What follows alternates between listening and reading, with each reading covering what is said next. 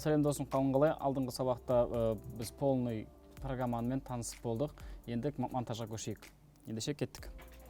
Мінекей менде Premiere Pro ашық тұр. Біз алдыңғы сабақта екі видеоны синхрон жасап қойған болатынбыз. Мінекей, бұл екеуі дайын тұр. Бұларды біз алдына қарай жіберейік. Монтажды бастайық. Видеоны қарап тұрсаңыздар, екеуі екі түрлі бөлек болып тұр. Біз бұлардың хлопоктары тұр мына жерде. Бізге бұл хлопоктан кейін сабақ мына жерден басталады дейік. Осы жерге келеміз, С батырмасын басамыз. С-ны басқан кезде мінекей инструмент шықты, кесетін инструмент. Біз оны біртіндеп бұлай кесіп жүрмейміз. Біз сол жақта shiftті басып тұрсақ, мінекей полный сплошной бәрін кесуге болады. Осылай кесеміз. В-ны басамыз, В қайттан выбрать, select. Бәрін выделить етеміз мышкамен. F-ті басамыз, болды, удалить етеміз. Мінекей менің қолымда delete қарай жүгірген жоқ. F-пен осы тура В-ның үстінде F тұр. Байқасаңыздар, көрдіңіз бе? Бүйтіп жүргіп, бұлай бүйтіп жүгіріп, ол уақыт алатын болады кейін.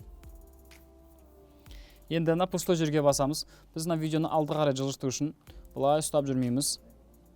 Олай көп уақыт алады. Сосын ұстап жүргеннен кейін, мынадан кейінгі видеолар болатын болса, сіздерге түсіндіріп өтейін. Мінекей, допустим, мына жерде мынандайлар кесілді делік. Енді біз мына видеоны алдыға жылжыту үшін егер бұлай жасасақ, мінекей, мыналар қалып қалады.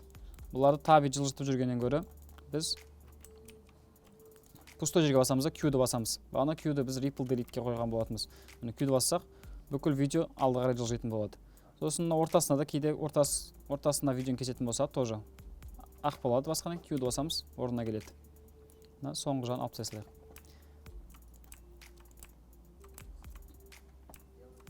Так, енді біз алдын қойып алдық.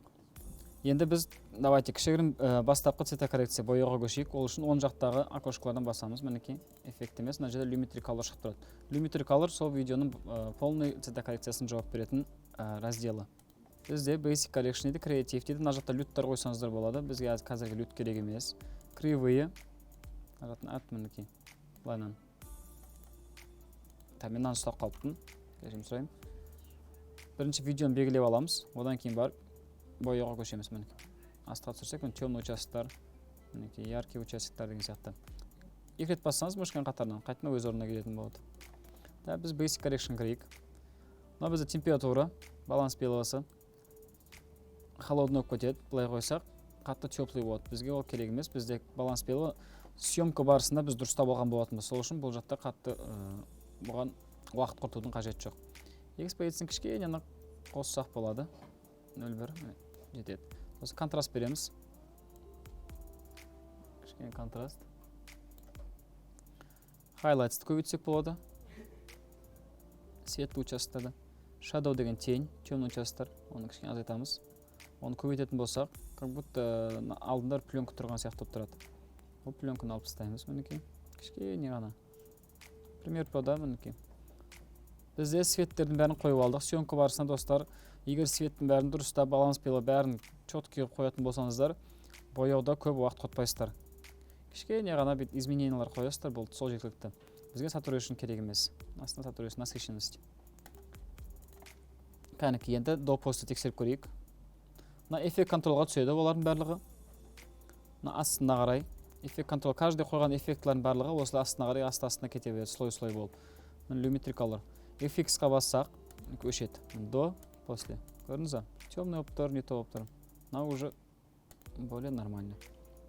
Енді осының барлығын каждыйына бетіп барып, каждыйын бояп жүргеннен көріп, егер бірдей кадр болса, егер кесілген болса, осы кадрда барлығына бірдей қоясақ болады.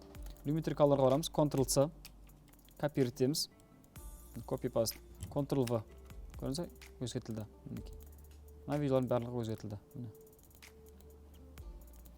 Енді бізде крупныймен екеуі бірдей баланс белгі, бірдей настройкада болғандықтан, осы настройканы крупный кадрға да қойсақ та болады. Ctrl-V. Мына жақта қойылыпты қазір. Кішкене қайта басынан. Ctrl-V. Мінекей. Көрдіңіз бе? Мына екеуіне де берсек болады. Ctrl-V. До, после. Кішкене өзгертсек болады. Бастапқы цветокоррекцияны үйреніп алдық достар. Енді біз осыны монтажына кірісейік толықтай. Біз крупный кадрды бетіп, глазокты бетіп қосып жүргеннен көрі, біз қазір бұны мультикамерный монтажға айналдырамыз. Ол үшін бүкіл видеоны выделить етіп аламыз. Оң жағын басамыз. Nest. Nestқа мына жақ мультикам деп жазып қойық. Мультикам 1 деп қойасыздар. Окей. Байқасаңыздар, біздің секвенция мультикам болып айналды. Мінекей біреу болып қалды. Одан қорықпаңыздар. Сіздердің алдыңғы исходниктарыңыз мына жаққа проект кірсеңіздер, мына жерде тұр. Мультикам 1. Бұны 2 рет бассаңыздар, міне алдыңғы исходникке қайттан шығарып береді. Бұны әлгі жабасыздар, бізге керек емес. Енді осыны қалай мына жақта раздельный экран қыламыз. Ол үшін оң жағын басамыз. Мультикамераға апарамыз да enable. Enable деген осы мультикамераны активировать ету, қосу деген сияқты. Мінекей шықты общий камера. Енді сіздерде мынандай болмауы мүмкін, но бізде мультикамераны 1-2 ауыстырып отыратын 3 окошканы көреміз. Мінекей мынаны бассақ, мына главный монитор көріп тұрғанымыз қазір осы кетіп тұр. Мына бірінші камера, екінші камера. Егер де екінші камераға бассақ, главный монитор 2 болады. 1-2. Сіздерде мынау болмауы мүмкін. Егер болмаған жағдайда мына жақта плюсик батырмасын басасыздар, бұрышта баттон эдитор тұр. Міне осы жерден мынау тұр, осыны ұстап алып келіп, мына жаққа әкеліп қоясыздар, сосын окей басасыздар. Сол кезде шығатын болады осы кнопка. Енді сіздер наушник обязательно немесе колонкамен дауыс тыңдап отыратын боласыздар. Так, кетпес бұрын сіздерде мына 2 дауыс тұр. Біз петличканы қалдырамыз, ал камераны өзінің екінші крупный камерада дауысты, оны өшіріп тастаймыз. Оны мьютпен. Мұны бассаңыздар мьютпен, астыңғы камеранкі. Енді мынау бізде сәл ақырын шығып тұр мүмкін, дауысты кішкене көтерсеңіздер болады. Бүкіл дауысты выделить етіп аламыз. Петличка жазған дауыстарды. G-ді басамыз. G бізде gain. Басқан кезде мен аудио gain шықты. Мына жаққа 6-ға көтерсек нормально болып қалар. 6 дейік. Мінекей. Одан қатты көтермеңіздер, артық шумдарды да алады. Мінекей жүріп жатыр. Мендегі кішкене қатып жатыр, өйткені файл өте ауыр. 1.8-ге қойсылайық. Мінекей. Міне екінші камера ауыстырамыз. Эмоция беретін моменттерде. Мінекей екінші камера қарап тұр, қайттан екінші камера. Так, пробел бассақ, мінекей көрдіңіздер, уже мына жақта автоматически кесілді. Болды. Крупный болып келеді, общий болып келеді. Міне, байқаңыздар, уже крупный болды. Осылай дальше қарап отырып до конца тыңдап шығасыздар. Егер сабақтарыңыз жарты сағат болатын болса, мультикамера қосқан кезде жарты сағат тыңдап, осылай камераны ауыстырып отыру керек болады. Монтажды примерно түсінді деп ойлаймын, достар. Осы видеоны біз рендерге жіберейік, готовый видео қылып. Оның қалай жібереміз? Мінекей, Ctrl-M басамыз. Ол кезде бізде экспорт болады. Немесе Ctrl-M-ді баспай, файл, мына жақтан экспорт десеңіздер болады. Мінекей, экспорт медиа, міне Ctrl-M. Бұны апарып жүргенше горячий клавиштармен жұмыс істеуді үйреніп алсаңыздар тіпті жақсы. Мінекей, экспорт settings, экспорттың настройкасына келдік. Енді мына жақта бізде формат H264. Осы стандартный формат, видеолардың орташа ең жақсы форматы YouTube-та да бүкіл платформада қолданылатын. Осыған қоямыз, input 4 формат болады. Bitrate, high bitrate'ке қойсаңыздар болады, нормально. Output name дейді, яғни шығатын видеоның аты. Біз осыған басамыз, папкаға жіберетін болады. Достар, рендерді де сол бағанағы исходниктер сақталған папкаға сақтаған дұрыс. Барлығы бір жерде тұрған дұрыс. Для монтаж, оны осы жаққа атын жазамыз.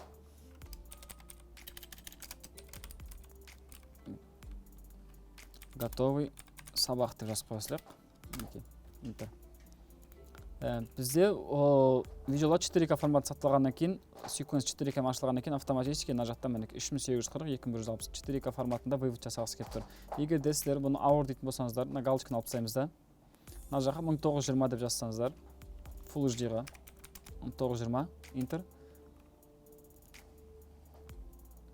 Мына қосылып тұр екен, ол үшін астында өзету керек болады. Мінекей. Биіктігін 1080. 1920-да 1080. Мына жақтарын бәрін теспейміз, бұл жақтың бәрі нормально. Егер де сабақ слишком қатты ауыр болып жатса, мына жақтан CBR-ге қойып, мына жақтан битрейттін азайтсаңыздар болады. Битрейттін 8-ге қойсаңыз, мына жақта бізде общий файлдың размері азаятын болады. Одан бірақ качество қатты құрылып кетпейді, ол жағын уайымдамаңыздар. Сабақтарға ол нормально. Енді мына жақтың настройкасын болдық, папканы сақтап алдық. Енді экспортты баспаймыз. Q деп тұрады, осыны басамыз. Бұл яғни бізде Бұл яғни бізде мінекей медиа энкодерға жібереді. Мен алдында сабақтар жасаған болатын, бұларды қазір удалып тастайын. Медиа энкодер дегеніміз ол осы шыққан кездегі видеолардың бәрін рендер жасайтын бөлек программа десек те болады. Ол бірақ жаңа Adobe Master Collection бірге жүреді. Сол үшін сіздер Premiere Pro, After Effects, тағы да басқа Photoshop, басқа да Adobe программаны көшетін кезде, орнататын кезде сіздер Master Collection-да болу керек, барлығы бір коллекцияда болу керек.